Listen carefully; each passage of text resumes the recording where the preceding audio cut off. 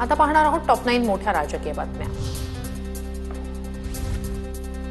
डोळे बंद करून जेन झींवर विश्वास ठेवू शकतो। नीता मुकेश अंबानी सांस्कृतिक केंद्रातील कार्यक्रमात सरसंघचालक डॉ. मोहन भागवत यांचं वक्तव्य आंदोलन करू नये असं म्हणणार नाही असंही केलं स्पष्ट।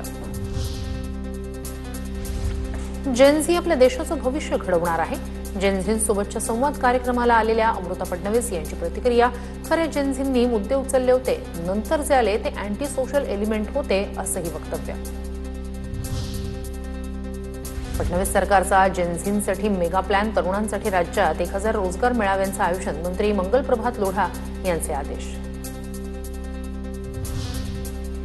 उपमुख्यमंत्री शिंदे यांनी सुरू केलेल्या लाडकी बहीण योजनेमुळे आज भाजप सत्तेत, विरोधात वक्तव्य करण्यापेक्षा भाजपनं शिवसेनेचे आभार मानावे, रवींद्र धंगेकर यांचा भाजप नेत्यांवर हल्लाबोल। रवींद्र धंगेकर जामिनावर बाहेर, ते मूळ शिवसैनिक नाही, धंगेकर पक्ष बदलणारा बावळट नोबिता। भाजप सेनेतील धंगेकरांच्या वक्तव्यावरून नवनाथ बन यांचं टीकास्त्र।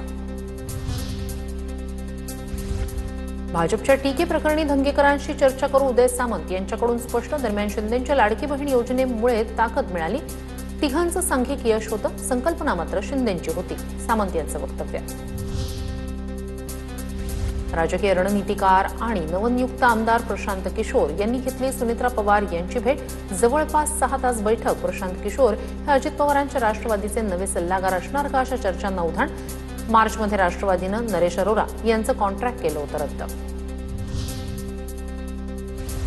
मंत्री नरहरी झिरवाळांच्या कार्यक्रमाला शरद पवार उपस्थित राहणार, आदिवासी संस्कृती वनरंगचा 3 दिवस कार्यक्रम, उद्घाटन उपमुख्यमंत्री सुनेत्रा पवार यांच्या हस्ते। शरद पवारांसोबत विधानसभा अध्यक्ष राहुल नार्वेकरही उपस्थित राहणार।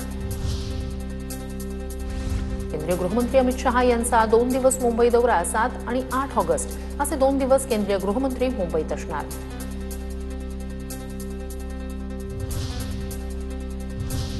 आता पाहणार आहोत टॉप 9 राष्ट्रीय घडामोडी।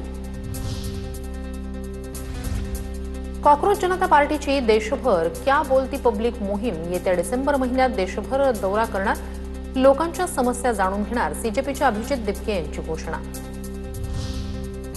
छत्रपती संभाजीनगरमध्ये दिपकेंच्या घराबाहेर आंदोलन करणारे 3 तरुण पोलिसांच्या ताब्यात, दिपकेंच्या कार्यपद्धतीवर आक्षेप घेत घराबाहेर अन्नत्याग आंदोलन, सीजेपी बैठकीला न बोलावल्यामुळे जोखांनी घेतला होता आक्षेप। सीजेपीच्या बैठकीला न बोलावल्यानं गुजरातच्या तरुणाचं छत्रपती संभाजीनगरमध्ये अभिजित दिपकेंच्या घरासमोर आंदोलन, परिवार आणि मित्र जर बैठकीत असतील तर हे चालणार नाही, गुजरातचा तरुण आक्रमक।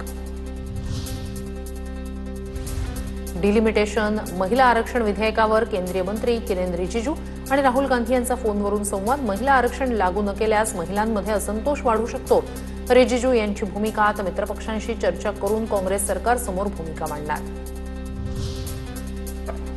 उद्धव ठाकरेंच्या पक्षातून फुटलेले खासदार उद्या पंतप्रधानांना भेटणार, उद्या सकाळी फुटेर सर्व खासदार मोदींसोबत करणार ब्रेकफास्ट। शिवसेनेच्या खासदारांसोबत टीएमसी मधून फुटलेले खासदार देखील करणार पंतप्रधानांसोबत ब्रेकफास्ट। एकूण 26 खासदारांचा मोदींसोबत उद्या ब्रेकफास्ट।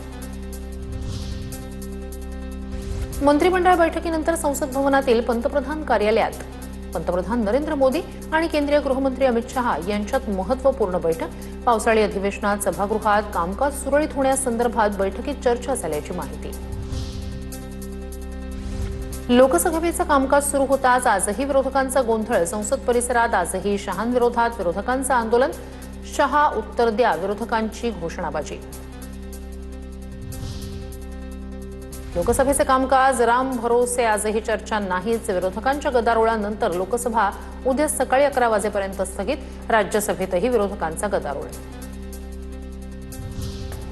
तहलका मासिकाचा संस्थापक तरुण तेजपाल अत्याचार प्रकरणात दोषी, मुंबई हायकोर्टानं 2021चा कनिष्ठ न्यायालयाचा निकाल फिरवला, सहकारी महिला पत्रकार अत्याचार प्रकरणात तेजपालला 10 वर्षांचा तुरुंगवास।